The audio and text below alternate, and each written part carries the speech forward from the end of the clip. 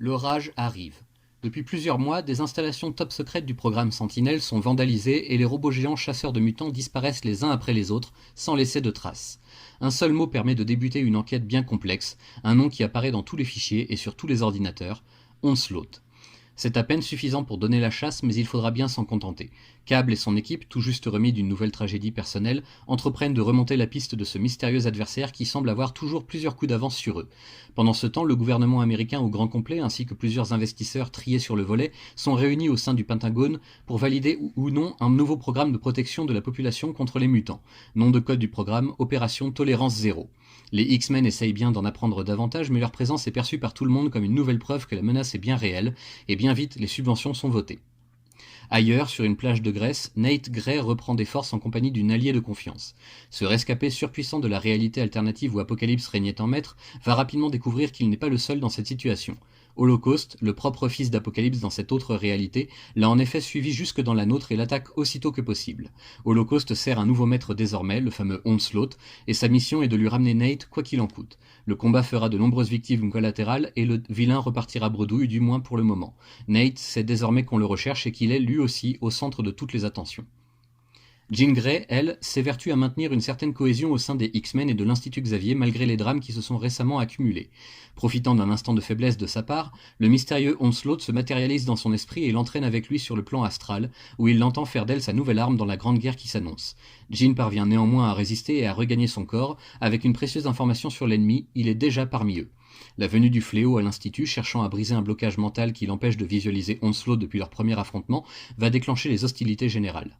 La révélation tombe comme un coup près, avec la même violence et la même cruauté. Onslaught n'est autre que le professeur Xavier, du moins la matérialisation de ses plus noirs aspects, ses peurs, sa rage et sa frustration, mêlées à celles de Magneto depuis un certain temps. Ayant grandi dans l'ombre, patiemment, et ayant affûté ses talents, Onslaught est aujourd'hui prêt à se montrer au grand jour et à réclamer la place qui lui revient de droit selon lui, celle de leader incontesté de l'espèce mutante tout entière vers un avenir suprémaciste. Les X-Men, atterrés et pour certains brisés, vont tenter une riposte et se faire laminer par l'adversaire qui connaît toutes leurs faiblesses et qui sait exactement comment les exploiter. De plus, le propre pouvoir psionique d'Onslaught est plus que suffisant pour lui permettre de vaincre à lui seul toute l'équipe, avant de disparaître en les laissant derrière lui. Cependant, il lui manque encore quelque chose pour être parfaitement entier, pour exister pleinement sans le truchement de Xavier. Et ce quelque chose, c'est le jeune Franklin Richards, fils de Reed Richards et Sue Storm, probablement l'un des mutants latents les plus puissants au monde. Alors que nos héros font tout leur possible pour rétablir les communications et avertir leurs alliés du danger, les Fantastiques ouvrent leurs portes à un Charles Xavier venu leur demander de lui confier Franklin pour suivre l'évolution de ses pouvoirs. Devant le refus des parents, Onslaught change de tactique et se manifeste à nouveau pour prendre de force ce qu'il désire le plus. Emprisonnant Franklin dans le plan astral et puisant dans son pouvoir, l'ignoble créature grandit et gagne en puissance à chaque instant. Divisés, les héros ne peuvent empêcher ce qui va suivre. Une armée de robots sentinelles fond soudain sur la ville de New York et l'isole totalement du reste du monde, tandis qu'à Central Park, une forteresse immense apparaît par la seule volonté d'Onslaught. Les Avengers, mis au courant de la menace, tentent de former une ligne de défense, mais il est déjà trop tard et les dégâts sont catastrophiques. Alors que la situation paraît déjà intenable, Onslaught déclenche une puissante onde électromagnétique qui achève de paralyser la cité et tous ses habitants dans le noir complet, sans la moindre possibilité de rétablir les services cruciaux. La panique gagne rapidement les esprits et c'est là que les sentinelles attaquent, prenant les humains pour cible ainsi que toutes les structures de pouvoir au sein de New York. Onslaught savoure son triomphe, mais il recherche malgré tout encore plus de puissance et ne tarde pas à s'emparer de celui qu'il convoitait le plus, Nate Gray, avant de lui réserver le même sort qu'à Franklin. Désormais virtuellement invincible, Onslaught n'a plus besoin de Xavier et laisse les quelques héros rassemblés face à lui l'emporter, privé de ses pouvoirs psychiques. L'ennemi existe maintenant de lui-même et son prochain coup risque de mettre un terme à la guerre avant même qu'elle n'ait réellement commencé. Refusant pour autant de céder au désespoir, les Avengers font de leur mieux pour sauver le plus de citoyens possible et les évacuer de la ville avant qu'il ne soit trop tard. Grâce aux scientifiques des différents groupes de héros, il reste peut-être une dernière carte à jouer, un dispositif de blocage d'ondes psy, inventé par Xavier pour le cas où il constituerait lui-même une menace un jour. Iron Man, Mr. Fantastic, Giant Man et la Panthère Noire se lancent dans une course contre la montre pour concevoir suffisamment de protection pour tout le monde, avant qu'un assaut final ne soit tenté contre la forteresse d'Onslaught, qui vient lui aussi de changer ses plans. Ayant lu tout le récit de la réalité alternative d'Apocalypse dans l'esprit de Nate, il en est arrivé à la conclusion que les mutants ne se débrouilleraient pas mieux que les humains s'ils contrôlaient le monde entier. Il décide donc qu'aucune des deux branches de l'humanité ne survivra à son passage.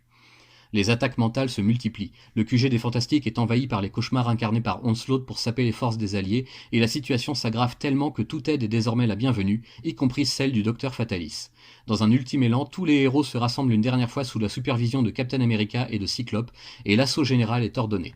Alors que New York est la proie des flammes et que des scènes de carnage se comptent par centaines dans toute la ville, la lutte s'intensifie dans Central Park. Poussé à bout par cette nouvelle résistance, Onslaught use de tous ses pouvoirs pour matérialiser un nouveau soleil dans le ciel, destiné à consumer toute la planète s'il le faut vraiment. Quelque part en lui, cependant, l'équilibre se renverse et ses deux captifs parviennent enfin à s'extirper de son influence néfaste, juste au moment où la dernière charge est lancée.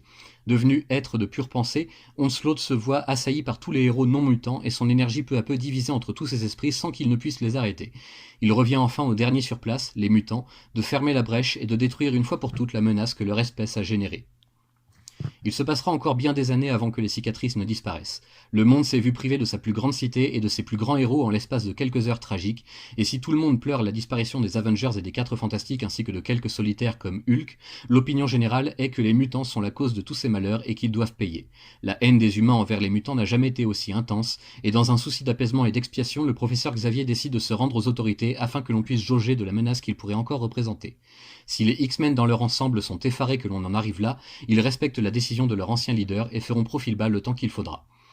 Même si Onslaught n'est plus, le danger n'est pas écarté pour autant. Bastion, le directeur du programme Tolérance Zéro, a obtenu avec cette sombre affaire toutes les autorisations et tous les crédits nécessaires à la réalisation de sa grande croisade contre les mutants. Graydon Creed, candidat favori à la présidence des États-Unis et farouche anti-mutant, rassemble toujours plus d'adeptes et voit son influence grandir de jour en jour à chacun de ses discours sur la perte des plus grands héros de la Terre. Le monde qui se relève de la folie d'Onslaught ne sera pas épargné par de nouvelles tragédies, mais même si les temps à venir sont des plus sombres, il restera toujours de valeureux héros pour lutter envers et contre tout pour la paix et l'équilibre.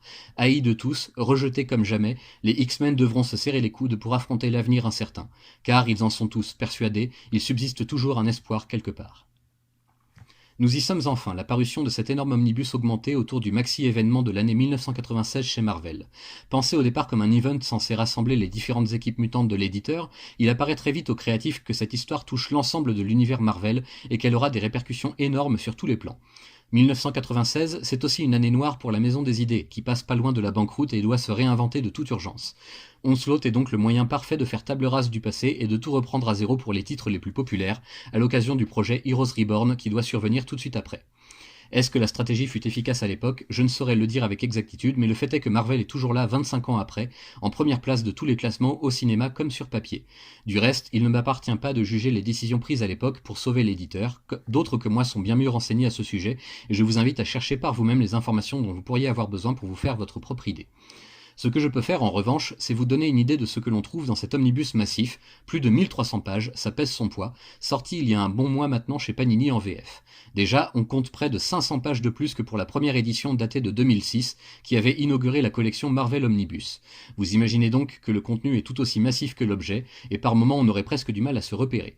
Heureusement, les équipes éditoriales de chez Marvel ont arrangé tous les chapitres dans le meilleur ordre possible, afin d'offrir la meilleure expérience de lecture. Panini a simplement traduit tout cela sur le marché français, transposant presque à l'identique le matériel disponible en VO, même si quelques différences subtiles subsistent. Concernant l'intérieur, ce qui nous intéresse évidemment avant tout, les différents artistes se sont vraiment donnés comme jamais pour offrir une performance incroyable de bout en bout.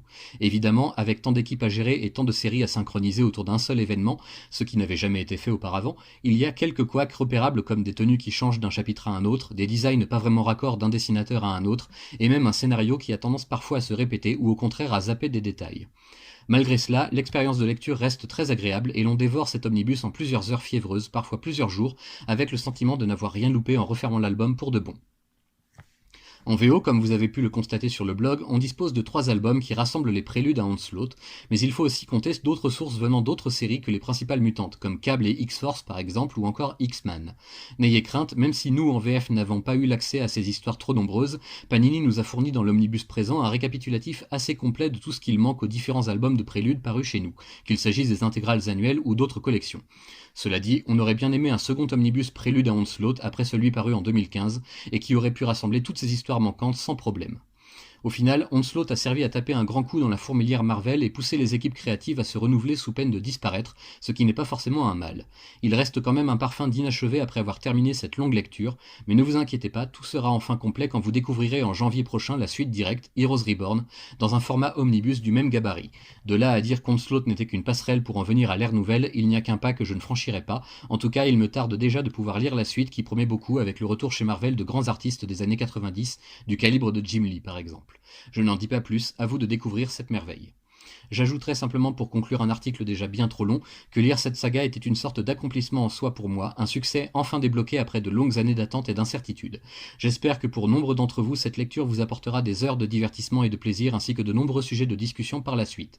Panini semble avoir décidé fermement de passer à la vitesse supérieure sur la parution de ses omnibus, et je pense que nous n'en avons pas fini avec cette belle collection, ni fait le tour de tout ce qu'elle a à nous proposer, loin de là.